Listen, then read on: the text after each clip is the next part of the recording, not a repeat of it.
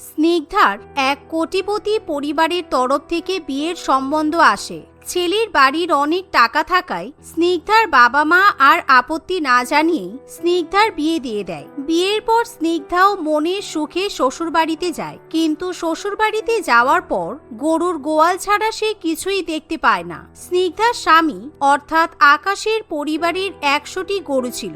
আকাশের পুরো বাড়িটাই গোশালা দিয়ে ঘেরা ছিল। কিছুক্ষণের মধ্যেই ড্রাইভার যখন গরুর গোশালার সামনে স্নিগ্ধা এবং আকাশকে নামিয়ে দেয় তখন, কি গো, এখানে তো গরু ছাড়া কিছুই দেখতে পাচ্ছি না, কিন্তু তোমার আসল বাড়িটা কোথায়? আমার কিন্তু গরু একদমই ভালো লাগে না, আমার গরু দেখলেই খুব ভয় করে। তাছাড়া এখান থেকে খুব বাজে গোবরের গন্ধ বেরোচ্ছে, তুমি প্লিজ এখান থেকে তাড়াতাড়ি চলো।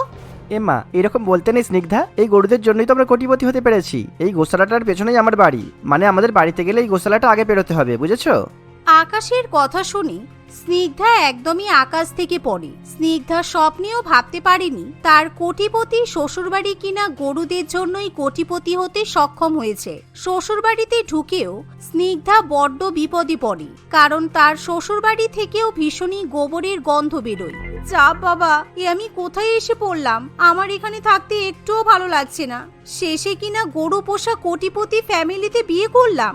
ছি ছি ছি, লোকজনের সামনে তো আমি মুখ দেখাতে পারবো না। কেউ যদি জানতে পারে যে আমার শ্বশুরবাড়ি 100টা গরু দিয়ে সংসার চালায়, তাহলে তো হয়েই গেল।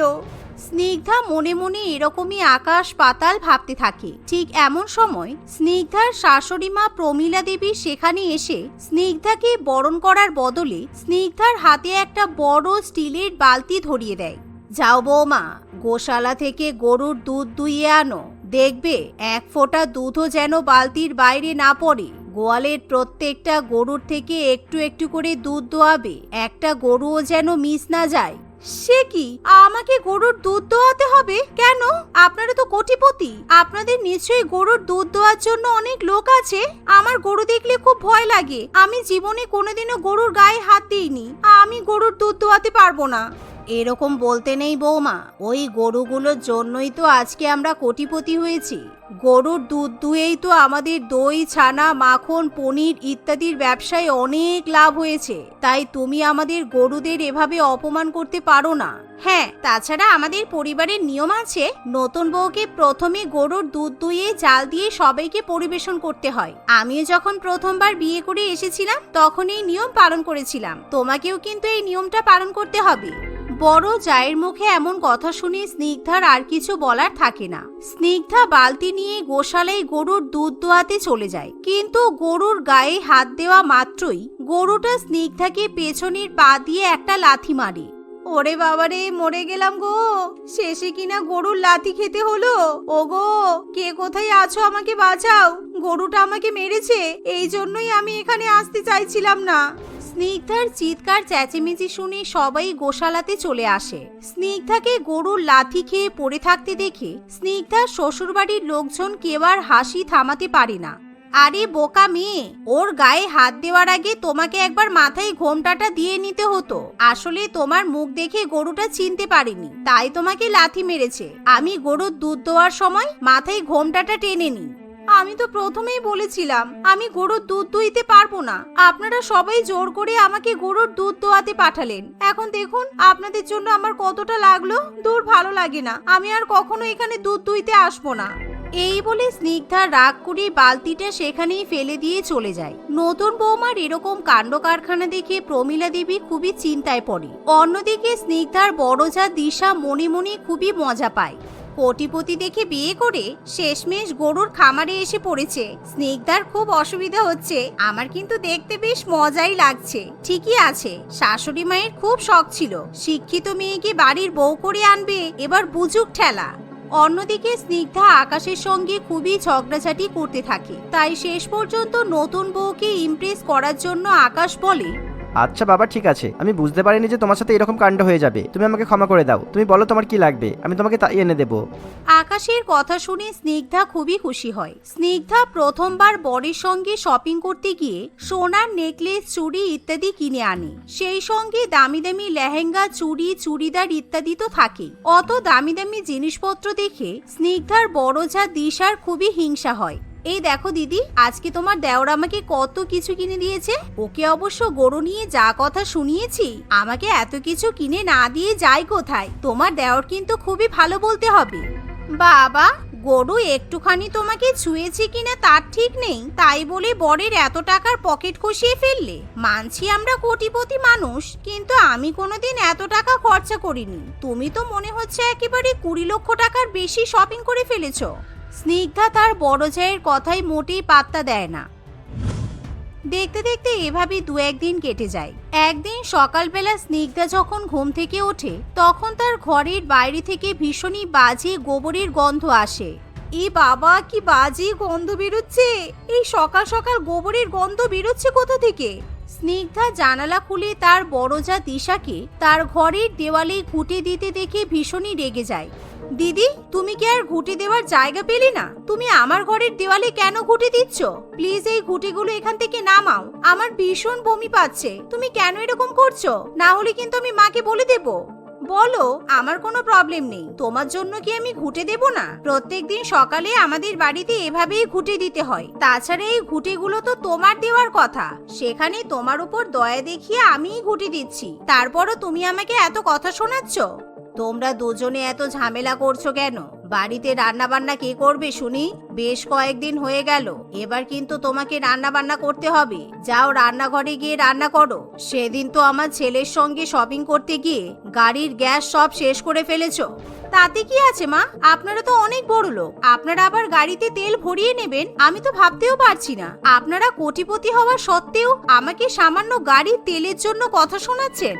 হ্যাঁ, আমরা গাড়িতে তেল ভরি না, আমরা গোবর গ্যাস ব্যবহার করে গাড়ি চালাই। কিন্তু গোবর গ্যাস তৈরি করার জন্য আগে গোবরগুলো রেডি করতে হয়। কিন্তু তোমার তো গুণে নুন দেওয়ারও জায়গা নেই, কোনো কমে আসো না। তাই বড় বৌমা একা হাতে গ্যাস বানাচ্ছে। তোমার লজ্জাও করে না বলো? তুমি আবার আমাদের মুখে মুখে কথা বলছো। শাশুড়ি মায়ের মুখে এমন কথা শুনে স্নিগ্ধার খুবই খারাপ লাগে। তাই স্নিগ্ধা মন খারাপ করে রান্নাঘরে চলে যায়। যেখানেই যাই সেখানেই গরু আর গোবর গ্যাস। আমার আর ভালো লাগছে না। এই গোবরের গন্ধ শুকতে শুকতে আমার কেমন যেন গাটা গুলিয়ে আসছে। কোটিপতি ছেলে শুনেই আমার বিয়েতে হ্যাঁ করে দেওয়া একদমই উচিত হয়নি। দেখতে দেখতে এভাবে আরো কিছুদিন কেটে যায়। এখন স্নিগ্ধা তার শাশুড়ি মায়ের ভয়ে দিনে 3 বার অন্তত গরুদের খাবার খেতে দেয়। কিন্তু স্নিগ্ধা মোটেই গোবরে হাত দিতে চায় না, তাই সে কখনো ঘুঁটে দিতে রাজি হয় না। এভাবেই আরো কিছুদিন কেটে যায়। একদিন স্নিগ্ধার বান্ধবীরা তার সঙ্গে দেখা করতে আসে। সারপ্রাইজ, তোর সঙ্গে দেখা করতে চলে এলাম। উফ, কতদিন যে তুই অফলাইন। তোকে ছাড়া তো আমাদের ক্লাবিংটা একদম জমেই না। আমি তো শুনেছিলাম তোর নাকি কোটিপতি শ্বশুর বাড়িতে বিয়ে হয়েছে। এদিকে তুই গোয়ালঘরে কি করছিস? বান্ধবীর মুখে এমন কথা শুনে স্নিগ্ধা ভীষণই লজ্জা পেয়ে যায়, কারণ স্নিগ্ধা শহুরে এবং মডার্ন মেয়ে ছিল। কিন্তু তার গরু পোষা কোটিপতি শ্বশুর বাড়িতে বিয়ে হওয়ার পর তার সমস্ত স্মার্টনেস গরুর গোবরের সঙ্গে ভেসে যায়। আসলে আমার বিয়ের পর গরু খুব ভালো লেগে গেছে। ওরা কত কিউট বলতো। যাই হোক, তোরা আসবি কই আগে জানাসনি তো। এই বলে স্নিগ্ধা তার বান্ধবীদের বাড়ির মধ্যে নিয়ে যায়। এই নাও, আমাদের বাড়ির নিজেদের লাল গরুর দুধ দিয়ে বানানো এই সমস্ত মিষ্টিগুলো একবার খেয়ে দেখো। আশা করি তোমাদের খুব ভালো লাগবে। আমি তোমাদের দেখেই আগেই সবার জন্য 10 লিটার দুধ, ছানা আর পনির প্যাক করে দিয়েছি। তোমরা সবাই বাড়িতে যাওয়ার সময় নিয়ে যেও। ও মাই গড, সো সুইট আন্টি। কিন্তু আমরা তো সবাই ল্যাকটোজ ইনটলারেন্ট। তাছাড়া আপনাদের বাড়ি থেকে কেমন একটা বাজে গন্ধ বেরোচ্ছে। আমি তো এখানে থাকতেই পারছি না। আচ্ছা স্নিগ্ধা, তুই এরকম গোশালা বাড়িতে কি করে বিয়ে করলি? আমি তো কোটি টাকার জন্য হলেও কোনোদিনও এরকম গোশালা পরিবারে বিয়ে করতাম না। ছি, এরকম জায়গায় থাকা যায় নাকি? চারিদিকে শুধু গোবর ছড়ানো। পূজার কথা শেষ হতে না হতেই একটা গরু হঠাৎই বাড়ির মধ্যে ঢুকে পড়ে, যা দেখে পূজা এবং শিলা ভয়ে সোফার উপর উঠে দাঁড়ায়। ওফো, আসলে তোরা কিছু মনে করিস না, আমি গরুদের খেতে দিচ্ছিলাম তো, তাই হয়তো হঠাৎ করে ওরা এখানে খেতে চলে এসেছে। ও মাই গড, আনবিলিভেবল। তুই আজকাল এরকম গাইয়াদের মতো গরু পুষছিস? এও, আগে তো কলেজে কোথাও গরু বা ছাগল দেখলেই তুই 10 হাত দূরে চলে যেতিস। এখন তুই গরুকে খাওয়াচ্ছিস? নেহাত তুই ভালো মেয়ে বলে তোর বর তোকে ভুলিয়ে ভালিয়ে বিয়ে করেছে। তুই যদি একবারও আমাদেরকে বলতিস তোর এরকম বাড়িতে বিয়ে ঠিক হয়েছে, আমরা কখনোই তোকে এই পরিবারে বিয়ে করতে দিতাম না। এই যে তোমার বান্ধবীরা আমাদের বাড়িতে কি আমাদের অপমান করতে এসেছে, দেখেছেন মা?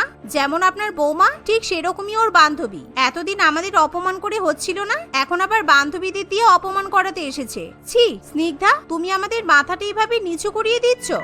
এমন কথা শুনে স্নিগ্ধার খুবই খারাপ লাগে, কারণ স্নিগ্ধা যতই গরু অপছন্দ করুক না কেন, অতদিন শ্বশুরবাড়িতে থেকে গরুদের সেবা যত্ন করার পর স্নিগ্ধাও ধীরে ধীরে গরুদের ভালোবেসে ফেলে। তাই স্নিগ্ধা আজকে কিছুতেই তার শ্বশুরবাড়ির অপমান মেনে নিতে পারে না। দেখ, আমি জানি না তোরা আমার শ্বশুরবাড়িতে আমাকে দেখতে এসেছিস নাকি আমার শ্বশুরবাড়ির নামে নিন্দা করতে এসেছিস, তবে আমি তোদেরকে একটা কথা স্পষ্টভাবে বলে দিতে চাই, আমার শ্বশুরবাড়িতে যতই গরু থাকুক না কেন, আমার শ্বশুরবাড়ির লোকেরা ভীষণই ভালো, আর আমি এখানে বিয়ে করে মোটেও ভুল কাজ করিনি। স্নিগ্ধার কথা শুনে তার বান্ধবীরা তখনই সেখান থেকে কেটে পড়ে। মা, আপনারা আমাকে ক্ষমা করে দেবেন, আপনাদের সঙ্গে সবসময় খারাপ ব্যবহার করা আমার উচিত হয়নি। সত্যিই তো এই গরুগুলোর জন্যই আপনাদের এত টাকা পয়সা সম্পত্তি হয়েছে, তাই ওদের একটু যত্ন করলে আমার এমন কিছু ক্ষতি হয়ে যাবে না। স্নিগ্ধার কথা শুনে তার শ্বশুরবাড়ির লোকেরা খুবই খুশি হয়। তারপর থেকে স্নিগ্ধার কখনো তার শ্বশুরবাড়ির লোকেদেরকে গরু নিয়ে কথা শোনায় না। ধীরে ধীরে স্নিগ্ধা তার গরু পোষা কোটিপতি শ্বশুরবাড়িতে নিজেকে মানিয়ে নেয়। অসুস্থ রোমানা দেবী বিছানায় শুয়ে শুয়ে তার মেয়ে অনিন্দিতাকে অনবরত ডেকেই যাচ্ছিল। অনেকবার ডাকার পরও অনিন্দিতা সাড়া না পেলে এই মেয়ের কি হয় কি জানি, আমি মাছ ভাজার কথা বললেই এর আর কোনো সাড়া পাওয়া যায় না, না জানি কোথায় পালিয়ে যায়। হ্যাঁ মা, এই তো আমি এখানেই আছি, আসলে মাছ ভাজছিলাম তো তাই আসতে একটু দেরি হয়ে গেল। আচ্ছা রে মা, ঠিক আছে, তুই মাছ ভেজে নিয়ে এসেছিস? কই দে, আমাকে দে, আমি মাছ ভাজা খাওয়ার জন্য কখন থেকে অপেক্ষা করছি। হ্যাঁ মা, খাও, আমিও অনেকদিন ধরেই মাছ কেনার টাকা জোগাড় করছিলাম। আসলে মা, তোমাকে খুশিতে থাকতে দেখে আমার খুব ভালো লাগে। এই তো মা, এই বড় দাগাটা তুমি নাও, খেতে দারুণ লাগবে। তারা যখন কথা বলছিল ঠিক তখনই তাদের বাড়ির মালিক সর্বজয় বাবু সেখানে আসে। রোমানা দেবীর হাতে ভাজা মাছের প্লেট দেখে সে খুব রেগে যায়। কি এই বাড়িতে প্রতিদিন মাছ কিনে খাওয়া হচ্ছে নাকি? আমার বাড়ি ভাড়া দেওয়ার তো কোনো নামগন্ধই নেই, আর রোজের ইলিশ কাতলা খাওয়া হচ্ছে। ওই জন্যই বলে ভিখারিদের ফুটানি বেশি।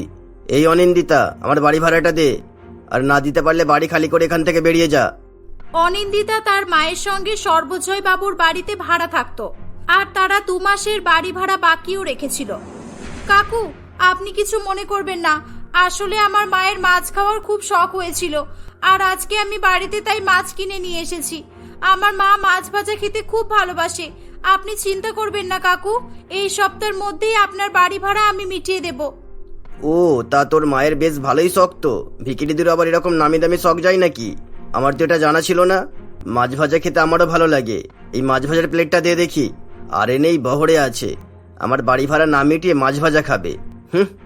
এই বলে সর্বজয় বাবু ভাজা মাছের প্লেটটি নিয়ে সেখান থেকে চলে যায়। এটা দেখে অনিন্দিতার দুঃখ হলেও তার কিছু করার ছিল না। অনিন্দিতার চোখ থেকে জল পড়তে থাকে। এদিকে রোমানা দেবীর তার পুরানো দিনের কথা মনে পড়ে যায়। অনেক বছর আগের কথা। অনিন্দিতার বাবা গোপাল বাবু তখন বেঁচে ছিল। গোপাল বাবু দিনমজুরের কাজ করলেও তার বিভিন্ন প্রকারের শখ ছিল, আর তার মধ্যে অন্যতম শখ ছিল পুকুর থেকে মাছ ধরা। গোপাল বাবু ছিপ নিয়ে মাছ ধরতে খুবই পছন্দ করত। সে প্রতিদিনই কাজ থেকে বাড়ি ফেরার সময় মাছ ধরে নিয়ে আসতো। এমনই একদিন সন্ধেবেলা গোপাল বাবু ছিপে করে একটি মাছ ধরে নিয়ে বাড়িতে ফেরে। এই, তোমার প্রতিদিন কি হয় বলো তো? প্রতিদিন দুপুর নেই রাত নেই তুমি বাড়িতে মাছ ধরে নিয়ে আসো। যদি কয়েকটা বেশি করে ধরে নিয়ে আসতে তাহলে দেখা যেত। এখন এই রাতে তোমার একটা মাছের জন্য আমি ঝামেলায় পড়বো? আরে বাবা, আমি মাছ ধরে নিয়ে আসি, মানে মাছ খেতে ভালোবাসি বলে। বেশি করে ধরে নিয়ে এসে আমি মাছের ব্যবসা করব নাকি? যেখানে আমার একটা মাছ ভাজা হলেই তো চলে যাবে। মাছটাকে ভেজে দাও না গো। দেখো কত সুন্দর দেখতে মাছটা, না? দেখো দেখো। মাছ খাই বলে তো এই নয় যে তুমি তোমার ইচ্ছে মতো যখন তখন বাড়িতে মাছ ধরে নিয়ে আসবে। যাই হোক, আমি আজকে তোমার কোনো কথাই শুনবো না। আমি এত রাতে মাছ কাটতেও পারবো না আর ভাজতেও পারবো না। তুমি নিয়ে এসেছো, তুমিই বোঝো। এই বলে রোমানা সেখান থেকে চলে যায়। গোপাল নিরুপায় হয়ে নিজেই মাছ কেটে পরিষ্কার করে সেটিকে ভেজে ফেলে। মাছ ভাজা খাওয়ার পর গোপালের খুব ভালো লাগে। ব্যাস, আমার চিন্তা শেষ। আমি যে এত ভালো মাছ ভাজা করতে পারবো এটা আমি নিজেও জানতাম না। এবার থেকে আমি আর কোনোদিনও তোমাকে মাছ ভাজা করার কথা বলবো না। মাছ ধরে এনে নিজেই সেটা ভেজে ফেলবো। কি গো, তুমি তার মানে সত্যি সত্যি আমাকে আর মাছ ভাজা দেবে না? ও তো আমি রাগ করে বলেছিলাম, কিন্তু তুমি তো জানো আমি মাছ ভাজা খেতে পছন্দ করি। কি এবারে বিপদে পড়লে তো? খুব তো বলছিলে পারবো না পারবো না, এখন মাছ ভাজার গন্ধ পেতে বিড়ালের মতো এসেছো, তাই তো? আমি কি করে জানবো তুমি সত্যি সত্যি মাছ ভাজতে পারবে? আমি তো তোমাকে অসময়ে মাছ ধরতে বারণ করেছি, কিন্তু তোমাকে কি একা মাছ ভেজে খেতে বলেছি? তুমি তো দেখছি চিন্তাই পড়ে গেলে। এই নাও বাবা, আমি একা খেলে কোথায় তুমি নজর দেবে আর আমার লুজ মোশন হবে। তবে হ্যাঁ, তুমি যখন বলছো তাহলে এবার থেকে আমি আর অসময়ে মাছ ধরে নিয়ে আসবো না, প্রত্যেকদিন সকালেই মাছ ধরে নিয়ে আসবো, তাহলে হবে তো? সেদিনের পর থেকে গোপাল প্রতিদিন সকাল সকাল মাছ ধরে দিয়ে তারপর কাজে যেত। কাজ থেকে ফিরে আসার পর সে এবং তার বউ একসঙ্গে আনন্দ করে মাছ ভাজা খেত। এভাবে বেশ কয়েকদিন কাটতে থাকে। এমনই একদিন গোপাল বাড়িতে একটি মাছ ধরে নিয়ে আসে। সে বাড়িতে এসে দেখে যে তার শ্বশুর মশাই এবং শাশুড়ি মা এসেছে। এই যে শুনছো, তুমি একটা মাছ নিয়ে এলে যে? বাড়িতে বাবা মা এসেছে, এই একটা ছোট মতো মাছ দিয়ে কি হবে গো? আরো মাছ আনতে হবে তো। তুমি এই মাছটা নিয়ে ভাজা করো, আমি দেখছি কি করা যায়। এই বলে গোপাল আবারও পুকুরে মাছ ধরতে চলে যায়, কিন্তু সে আর কোনো মাছ ধরতে পারে না। গোপাল নিরাশ হয়ে বাড়ি ফিরে আসছিল, তখন সে হঠাৎ করে একটি হোটেল দেখতে পায় এবং হোটেল থেকে কিছু মাছ ভাজা কিনে সে বাড়িতে নিয়ে চলে আসে। এই রোমানা, এখানে 2 রকমের মাছ ভাজা দেখছি, আলাদা আলাদা মাছ ভেজেছিস নাকি? না মা, আলাদা মাছ নয়, দুটোই রুই মাছ। এই প্লেটের গুলো তোমার জামাই পুকুর থেকে ধরে নিজের হাতে ভেজেছে, আর এইগুলো হোটেল থেকে কিনে এনেছে। ও বলছিল বাবা মা আসবে, যদি কম পড়ে তখন কি হবে? বাহ, জামাই বাবা এত ভালো মাছ ভাজতে পারে জানতাম না তো। আমার তো এই হোটেলের মাছ ভাজা একবার মুখে দিয়ে আর ভালো লাগলো না। আমি তো বাড়ির মাছ ভাজাই 3 পিস খেয়ে নিলাম। মাছ ভাজা খুব সহজ ব্যাপার ঠিকই, কিন্তু এক একটা মেয়েরাও ভালো করে মাছ ভাজতে পারে না। যেমন তুমি মাছ ভাজলেই কাঁচা কাঁচা থাকে। তোমার জামাই বাবার কাছ থেকে কিছু শেখো, বুঝেছো? খুব সুন্দর হয়েছে বাবা। এভাবে গোপালের শ্বশুর মশাই এবং শাশুড়ি মা সেদিন তার মাছ ভাজার খুব প্রশংসা করেছিল। কিছুক্ষণ কথা বলার পর তারা সেখান থেকে চলে যায়। হোটেল থেকে মাছ ভাজাগুলো বেকার নিয়ে এলাম, কেউ তো খেলো না। হ্যাঁ গো, বাবা মা তোমার হাতের মাছ ভাজা খেয়ে অনেক নাম করেছে। এই শোনো না, তুমি মাছ ভেজে বিক্রি করতে পারো তো? আমাদের এত ভালো লাগে, সবাই তো আরো বেশি পছন্দ করবে। হ্যাঁ, আমিও তাই ভাবছিলাম। ওই কটা মাছ ভাজা কিনে নিয়ে এলাম, 150 টাকা নিল, যা 1 কেজি মাছের দামের চেয়েও বেশি। কিন্তু আমার কাজেরই বা কি হবে? আমি বরং কাজ থেকে বাড়ি ফিরে এসে বিকেলবেলার দিকে মাছ ভাজার ঠেলা নিয়ে বেরোবো, আর হোটেলের রেস্টুরেন্টের থেকেও কম দামে দেবো। দেখবি ওদের থেকে অনেক বেশি বিক্রি হবে। এই ভেবে গোপাল পরের দিন থেকেই ঠেলাই করে মাছ ভাজা বিক্রি করতে শুরু করে। সে অল্প দামে মাছ ভাজা বিক্রি করত, আর তার মাছ ভাজা খেতে খুব ভালো হওয়ায় কয়েকদিনের মধ্যেই তার দোকানে অনেক খরিদ্দার আসতে শুরু করে। বেশ ভালোই তাদের দিন কাটছিল। ধীরে ধীরে গোপাল মাছ ভাজার বিভিন্ন আইটেম করতে থাকে। কিন্তু একদিন হঠাৎ করে রোড অ্যাক্সিডেন্ট করে গোপাল মারা গেলে তাদের সংসার একেবারে ছিন্ন বিচ্ছিন্ন হয়ে যায়। রোমানা দেবী এই শোক সহ্য করতে না পেরে সেও বিছানা শয্যা হয়ে পড়ে। তাই তাদের একমাত্র মেয়ে অনিন্দিতাকে এখন সংসারের সমস্ত দায়িত্ব নিতে হয়েছিল। এমনকি মায়ের চিকিৎসা করতে গিয়ে তাদেরকে এখন ভাড়া বাড়িতে আশ্রয় নিতে হয়েছিল। আজ এগুলো ভেবেই রোমানা দেবীর চোখ থেকে জল গড়াচ্ছিল। মা, তুমি চিন্তা করো না, আর কাঁদবে না মা। আমি কালকে আবার তোমার জন্য মাছ কিনে আনবো। সর্বজয় কাকু একদিন মাছ নিয়ে চলে গেছে, তাতে কি হয়েছে? প্রতিদিন তো নিয়ে যেতে পারবে না। না রে মা, আমি কাঁদছি না রে, শুধু ভাবছি গরিবের ঘরে মাছ ভাজা খেতে গেলেও লোককে কৈফিয়ত দিয়ে খেতে হয়। আর মা, তোকে আর মাছ কিনে নিয়ে আসতে হবে না। ঈশ্বর যদি চায় তাহলে আমাদের মাছ ভাজা খাওয়া হবে। না মা, আমি তোমাকে মাছ ভাজা খাওয়াবো, আর কালকেই মাছ কিনে বাড়িতে নিয়ে আসবো। আমিও দেখবো ওই সর্বজয়ী কাকু কালকে এসে আমাকে কি বলে। এভাবে সেদিনটা কেটে যায়। পরের দিন অনিন্দিতা তার বাড়িতে আবারও মাছ কিনে নিয়ে আসে। সে তার মা রোমানা দেবীকে কিছু না বলেই বাড়িতে মাছ ভাজতে শুরু করে দেয়। মাছ ভাজার গন্ধ পেয়ে রোমানা মনে মনে খুব দুঃখ পাচ্ছিল। কিছুক্ষণ পর অনিন্দিতা তার মায়ের কাছে মাছ ভাজা নিয়ে আসে। এই নাও মা, তোমার পছন্দের মাছ ভাজা। হয়তো আমি বাবার মতো সুস্বাদু মাছ ভাজা করতে পারি না, তবে যতটা পারি আমি চেষ্টা করি। ওসব বাদ দে মা, কিন্তু তুই আজ আবার মাছ কেনার টাকা কোথা থেকে পেলি? মা, আসলে আজ আমার ঠিকাদার বাবু আমাকে সব টাকা একসঙ্গে দিয়ে দিয়েছে, আর আমি ওই টাকা দিয়েই বাড়িতে মাছ কিনে এনেছি। আর তুমি বাড়ি ভাড়া নিয়ে দুশ্চিন্তা করো না, আজকে বিকালে সর্বজয় কাকুর কাছে গিয়ে আমি সব বাড়ি ভাড়া মিটিয়ে দেব। ঠিক সেই সময় সেখানে সর্বজয় বাবু আসে। সর্বজয় বাবু আবারও মাছ ভাজা দেখে কোথায় কি বলবে তাকে দেখে রোমানা দেবী খুব ভয় পেয়ে যায়। মা, তুমি এনাকে দেখে একদম ভয় পাবে না। আজকে ইনি আমাদের কাছ থেকে মাছ ভাজা কেড়ে নিয়ে যেতে পারবেন না, কারণ আজকে আমি সমস্ত বাড়ি ভাড়া মিটিয়ে দেব। আরে আরে না না, আমি এসেছি তাতে ভয় পাওয়ার কিছুই নেই। আমি আজ তোমাদের থেকে মাছ ভাজা কেড়ে নিতে অথবা বাড়ি ভাড়া নিতে আসেনি, একটা কথা বলতে এসেছি। কি বলতে এসেছেন আপনি? ও, আপনি নিশ্চয়ই আমাদের এই বাড়ি থেকে চিরতরে উৎখাত করতে এসেছেন। না রে মা, আসলে কাল তোমার মাছ ভাজা কি আমার অনেক ভালো লেগেছে। আমার বউ নেই, আমি একাই থাকি। আমি তোমার কাছে একটা অনুরোধ করতে এসেছি মা, তোদের আর বাড়ি ভাড়া দিতে হবে না। শুধু প্রত্যেক দিন আমি মাছ এনে দেবো, তুই আমাকে মাছ ভেজে দিস। আর এতে করে তোর মায়েরও মাছ খাওয়ার অভাব হবে না, আর তুই চাইলে আমার বাড়িতে রান্নারও কাজ করতে পারিস। আমি তোকে মাসে মাসে মাইনাও দেবো। সর্বজয় বাবুর কথা শুনে অনিন্দিতার চিন্তা একেবারেই দূর হয়ে যায়। অনিন্দিতা সর্বজয় বাবুর বাড়িতে রান্নার কাজ করতে শুরু করে। ধীরে ধীরে অনিন্দিতার অবস্থার পরিবর্তন ঘটে। সে তার মায়ের চিকিৎসা করে তাকে সুস্থ করে তোলে। এখন সে প্রায় বাড়িতে তার মায়ের জন্য মাছ কিনে নিয়ে আসে।